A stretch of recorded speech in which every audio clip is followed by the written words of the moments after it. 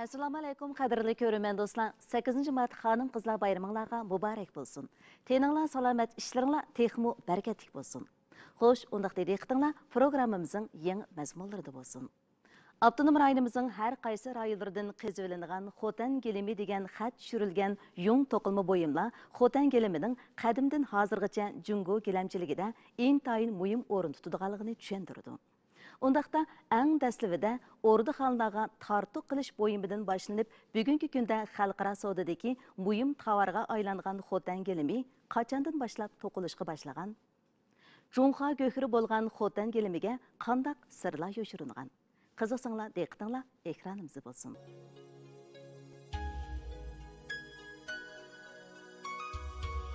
Gilam Uyg'ur qo'l hunar buyumlari ichida hammadan e'tiborliq va eng keng umumlashgan mahsulotlarning biri. Xotan jungo gilamchiligining beshigi bo'lib, tarixdan Xotanda to'qilgan gilamlar va gilamchilik texnikasi o'rta tuzlanlik va g'arbiy shimoldagi rayonlarga tarqalgan. Shunga gilam avtonom rayonimizning an'anaviy yung to'qimchilik san'at bo'yimi bo'lib qolmay, davlatimizning esil madaniyat meroslarining muhim tarkibiy qismidir. Xotan gilimi paydo bo'lish, pishib yetilish, rivojlanish, yana kelib sharq gilimi degan nomga erishkichi bo'lgan jarayonlarga 3000 yildan ortiq tarix jug'lanmasi, varislik qilish va rivojlanish jarayonlari singan. Undaqda eng dastlabki xotan gilimi zodi qachondan boshlab to'qilishga boshlagan? Xotan gilimi zodi qandaq rivojlangan? Buningga qandaq tarixiy sirlar yoshiringan? Xotan gelimi uzoq tarixga ega. Mayli hozirgacha tepilgan qadimgi xotir putuklar yoki arxeologik tekshirish natijasida bayqalgan qadimgi gilamlar bo'lsin yoki Min Qing sulolari davridagi gilamlar bo'lsin, hammasidan quyuq yerlik alohidilik aks etib turadi. Tarixiy xotirlarni qaraganda elimizning Qadimnoma degan asarlarda Simochenning tarixnomasida 24 tarixida shuningdek keyingi mezgillarda yozilgan G'arbiy yurt xaritalik tazkirisida va Yuan Qing sulolari mezgillaridagi bir qator tarixlarda Xotan gilimi to'g'risida nurg'un qimmatli ma'lumotlar bor. Undan boshqa Qing sulolasi mezgillarida Xotan hukmronlarining Xotan gilimini isil Xotan gilimidan podshohga sovg'at qilib olganligi ma'lum. Hozirmi Beijing Xon saroyi muzeyida Xotan gilimining nusxasi Anargul yulduzgullik gilamlar saqlanmoqda. Lob Nahiyan Sampul qadimgi qabristonligidagi 4-nomerli qabridan qazivilingan Xan davriga mansub uzunligi 78 cm. Kengligi 74 cm to'qilgan g'azon gullik chasi shakldagi gilam hozirgacha erimizda bayqalgan eng mukammal saqlangan gilam bo'lib hisoblanadi. Bu yung to'qilma egar gilimi bo'lib, taxminan 1800 yillar ilgari to'qilgan. Bu gilamning to'qilish usuli hozirgi gilamlar bilan o'xshash bo'lib, gilam qazivilingan vaqtimi ranglari nihoyat ko'rkam. Shunglashqa bu gilam davlat tabarruki darajalik qimmatlik yodgorlik degan nomga muyassar bo'lgan. 80-yillarda Jungo, Yaponiya Ni xarobasini tekshirish etirdi. 7-qitim Ni xarobasini tekshirib, buni qidirib tekshirib qazgan vaqtda yana bir jasad tavut sanduğunun ichiga cho'ng bir gilam, ostiga bir gilam silingan, jasadning ustiga gilam yepilgan holatda bularni bayqagan. Gilam yung to'qimachilik kasbi taraqqiy qilib, muayyan bosqichga yetganligining mahsuli. Taxminan 1-nji davrida Xinjiangning yung to'qimachilik kasbi g'ali zo'r taraqqiyotlarga erishgan. Aminiya yig'iliq davrida Xotan rayonida gilam qatorliq yung to'qilma buyumlari barliqqa kelgan. Bu davr Xotan gilamchiligining bix surish bosqichi bo'lib hisoblanadi. Ba'zilar buni 4000 yil, 5000 yillik tarix ega deydi. Demak, bu yungdan to'qilgan bu selinci yani gilem umumen çarvıçılık, yaylakçılık medeniyetinin keyinki mezgillerinde meydana kelgan. 21 asrning daslibidan Şinjan arxeologiya tadqiqot o'rnidagi tadqiqotchilar Turpan yotqir qadimgi qabristonligidan bir gilamni qazib chiqqan. Gerçi u bir parça gilamning partisi bo'lsa-mu, ammo rangi intayin julaliq bo'lib, 2500 yillik tarixga ega ekan. U mamlakatimizdagi hozirgacha saqlangan yil davri eng uzoq bo'lgan gilam partisi bo'lib hisoblanadi. Xan tong sulalları güllengen mezgilden Yipak yoluning ro'naq tepishiga agishib, Xotanning sharqdan o'ttir tuzanglik bilan, g'arbdan o'ttir Osiyo, Yevropa bilan bo'lgan aloqasi kun sayin quyuqlashgan. To'qilma buyumlari o'ttir tuzanglik orqali tarqalgan. Buning bilan Xotan gilamchilik hunar san'atimi o'zliksiz ishkir o'lkalarga tarqalib, ishkir o'lkalarda gilamning umumlashishi va taraqqiyotiga turtki bo'lgan.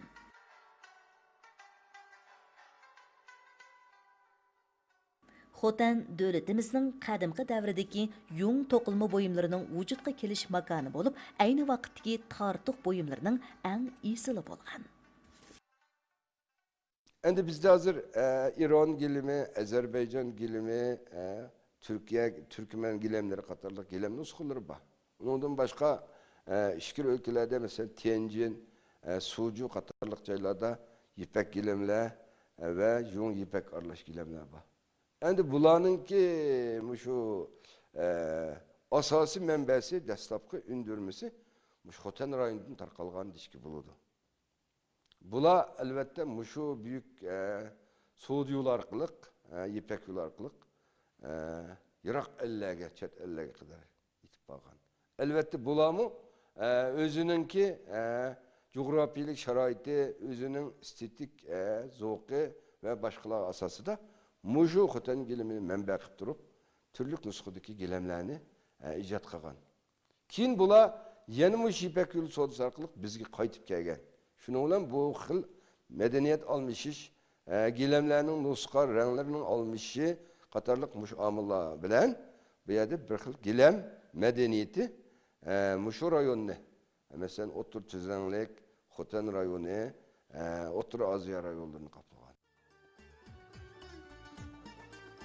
19 asrning oxiri 20 asrning boshlarida Seviniyedin boshchiligidagi g'arb ekspeditsiyalari ko'p qatim Xotanga kelib, qadimiy shahar, qadimiy qabristonlik, o'ngir, qadimiy qal'a, qadimiy munar qatorliqlarni qezib, zo'r miqdordagi tarixiy qiymati intayin yuqori bo'lgan Xotan gilimi parchalarini bayqagan. Bu gilam parchalari Xan sulolasining oldi kaynida Xotan gilimi xam materialni tanlash, bo'yash qatorliq jihatlarda bir qadar mukammal qo'l hunarvanchilik tartibi shakllanishga boshlanganligidan derak beradi. Xotan gilimining paydo bo'lishi haqida Xotan xalqi orasida nurg'un rivoyat, hikoyalar keng tarqalgan bo'lib, buningda Yo'runqashliq Gulamxon rivoyati xalq orasida bir qadar keng tarqalgan ekan. Undaqda Gulamxon rivoyati bilan Xotan gilimining zodi qandaq munosabati bor? Gulamxon rivoyati zodi qandaq rivoyat?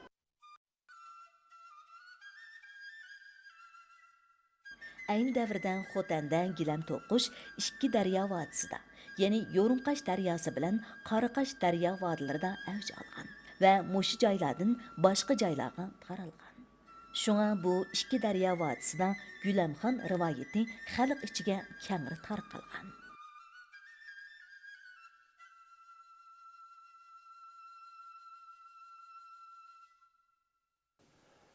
İlgirki Tarım vadisideki bir padişahlıkta, padişahının çever, akıllık, güzel bir sahip Cemal Melikisi bolgan iken, onun kamaleti şu dereceye yetken ki hatta o kuşlarının tilini bilir iken. Şunun bilen bu padişah bir günü kızı ve başka vezirlerinin hemralığı da bağlarını seyahat kılıp, sayılı seyahat kılıp yürütüptü. Şu aralıkta bağ içinde kuşlar sayraptı. Kuşlarının tilini bildiğin, kuşlarının ki nemi degenligini bildiğin bu kızga padişah işaret kılıp, kızım siz Muşede sayravatkan, yakınma sayravatkan kuş nemi devatı o? Bana itip etsiniz, depti. Şundan kızlar Allah bu kuş men padişahını gaday kılıp teleymen şundakla gadayını padişah kılıp teleymen deydi o. Dep cevap veripti. Padişah bunun tolumu xafa boluptu ve gazaplanıptı. Undakta sen hani üzerinin binsığı tayinip gadayını padişah kıl dep onu bir gaday bilen çetip koyuptu. O Melikinin iri jangaldan utun tuşup utun satıdı iken bu satkan puluğa yiyip elip ayalığı verdi iken ayalı bunun xilma-xil keştilerini ve barbara gilem toxuptu. Keyin Elyut bilen çıkış kaklığı katarlık nurgun amullar bilen birlikte bu ilk gaday şu yutqı padişah buluptu. Günün bilen padişah bularınki hakikaten bir gadaydın padişaha aylanğanlığını körüptü. Şunun bilen kızınınki tokugan bu selincisini, bu tokulun buyumunu gilem, gülem dep ataptı. Bu yerdeki gilem degen sözünün üzü man bu şerden payda bolgan deyildi. Tarixiy xatirlar, əfsane rivayətlərdən qaraganda, giləmçilikni əcdadlarımız biri-biriga ögütüş, keyinkilərə miras qaldırış asasida bugunga kelgan. Ming Qing sulalasidan giləmga bo'lgan ehtiyojning zo'r darajada eshishiga ergishib, giləmchilik mislsiz taraqqiyotga erishib, Jungoda Xotan, Beijing, Shizang, Qinghaydan iborat 4 cho'ng giləmchilik o'rni shakllangan. Bizning İpek yolumuz bu Kaşteşi yolundan keyinki muhim soda, medeniyet, ideya, itiqat qatarlıqlarının olmuşduğun bir yolu. Bu yollarının ki çoğun önden başlanıp hatta Rim, Mesopotamiya tüzlenlikleri kadar muşta tarqalğanlığı, bardığanlığı süremez. Muş ceryanı da bizden muş gilemlerimiz muş rayonlar tarqalgan. Bizden muş Xotan giliminin muşu Otra Aziya rayonlarda nayt qadimdan tatip müşe kirip kelganligi soda mal obortida bir xil nayt muhim tovar holatida bu yerlarda soda qilinganligini barat xatirlar nurg'un. Көрмән достlar, hazır mən Xotan gilimi muzeyida turvatıman. Bu o'rinda Xotan gilimining butkul tarixiy taraqqiyot jarayonlariga munosabatlik tarixiy paketlar, arxeologik bayqashlar va Xotan gilimiga doir nurg'unlagan madaniyat yodgorliklari saqlangan bo'lib, bu bizga Xotan gilimi haqida yaxshi uchurlar bilan ta'minlaydi. Undaqda Xotan gilam muzeyi Xotan gilimi haqida bizga qandaq uchurlar bilan ta'minlaydi?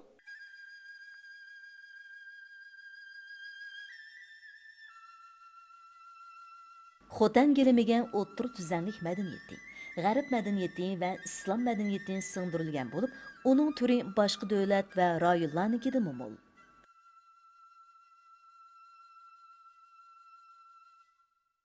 Bunun içinde bizge hemeden mühim boğunu, bunu 21 tal kuşun sürt isilgen bu gilam. Demek, bunu aynı vaxtda hiç qanday xarit işletilgan bir gilam.